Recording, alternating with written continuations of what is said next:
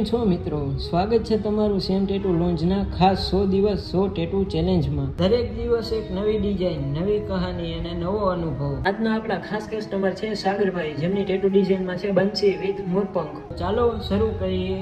સાગરભાઈ ગૌશાળાના કાર્યકર્તા છે અને તે કૃષ્ણ ભગવાનને બહુ જ માને છે, તેથી તે બંસી સાથે મોરપંખ બનાવવા માટે આવ્યા છે.